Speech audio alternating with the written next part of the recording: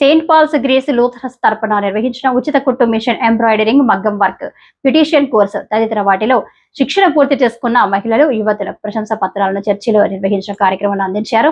ఈ కార్యక్రమానికి మాజీ ఎమ్మెల్సీ తెలుగుదేశం పార్టీ సీనియర్ నాయకులు ఆదిరెడ్డి అప్పారావు ముఖ్య అతిథిగా హాజరై వారికి ప్రశంసా పత్రాలు అందించారు. సందర్భంగా ఆయన మాట్లాడుతూ మహిళల ఆర్థిక అభివృద్ధి కోసం కూటమి ప్రభుత్వం అనేక సంక్షేమ పథకాలు అమలు చేస్తుందన్నారు. ప్రభుత్వం అందిస్తున్న పథకాల సహకారాన్ని మహిళలు అందిపుచ్చుకొని ఆర్థికంగా అభివృద్ధి చెందాలని పిలుపునిచ్చారు. అనంతరం సంఘం సభ్యులు మాజీ ఎమ్మెల్సీ ఆదిరెడ్డి అప్పారావు ఘనంగా సన్మానించారు.